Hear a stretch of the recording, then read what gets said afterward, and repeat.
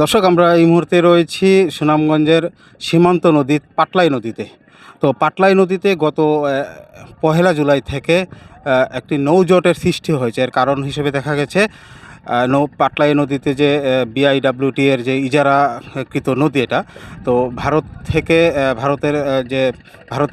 কয়লা এবং চুনাপাথর আসে বিভিন্ন শুল্ক স্টেশন দিয়ে। তো এই শুল্ক স্টেশনের কয়লা এবং পাথর, চুনাপাথর এগুলা দেশের বিভিন্ন জেলায় পরিবহন করা হয় এই নৌপথে।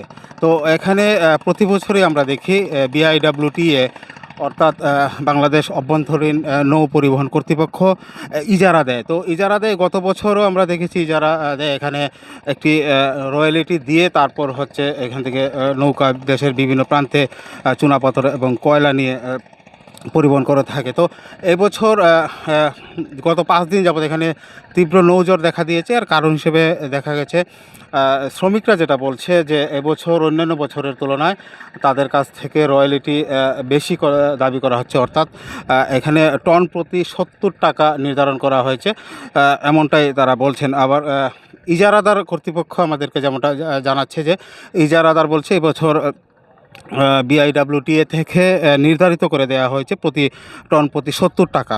তারপরও যেহেতু এখানে তীব্র একটি নৌজট দেখা দিয়েছে, এই নৌজটের প্রেক্ষিতেই ইজারাদার কর্তৃপক্ষের সাথে আমরা কথা বলেছিলাম। ইজারাদাররা আমাদেরকে যেমনটা বলছেন, যেহেতু এখানে নৌজট লেগেই গেছে, এই নৌকার জট যাতে নিরসন করার জন্য দ্রুত যাতে এই নৌকাগুলো এই ঘাট থেকে অন্য দেশের বিভিন্ন প্রান্তে যেতে পারে, ফলে তারা 70 টাকা থেকে 50 টাকায় নামিয়ে এনেছে বলে আমাদেরকে জানিয়েছেন ইজারাদার কর্তৃপক্ষ। তবে ব্যবসায়ীরা যেটা বলছেন এবং শ্রমিক যারা বলছেন তারা যেমনটা আমাদেরকে জানাচ্ছেন যে তারা বলছেন তারা এই টাকা আসলে যে 50 টাকাও যে নির্ধারণ করা হয়েছে সেটাও তারা দিতে আসলে মানছে না। তারা বলছেন যে বিগত বছরগুলোতে তারা 34 টাকা দিয়ে এসেছিল, সেই 34 টাকা তারা দিতে চাচ্ছেন, এমনটাই আমাদেরকে তারা বলছেন। তো আসলে ইজারাদার এবং নৌ মালিক এবং শ্রমিকদের এখন এই মুহূর্তে সমন্বয়হীনতা রয়েছে।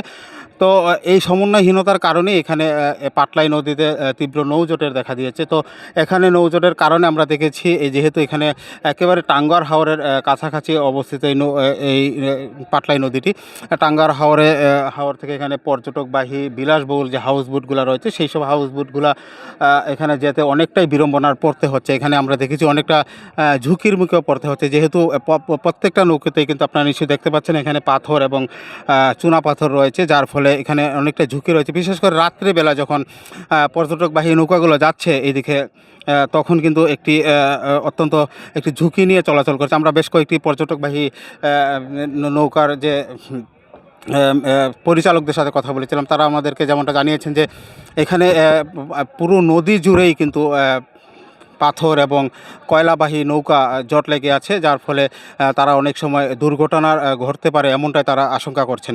তো আমরা যদি ইজারাদাররা যেমনটা আমাদেরকে জানিয়েছে, ইজারাদাররা বলছেন যে এই মুহূর্তে যে জট লেগেছে এই জট তারা নিরসন করার জন্য তাদের যে সরকার নির্ধারিত যে টন প্রতি 70 টাকা, সেই 70 টাকা থেকে তারা অনেকটা কমিয়ে নিয়ে আসছে।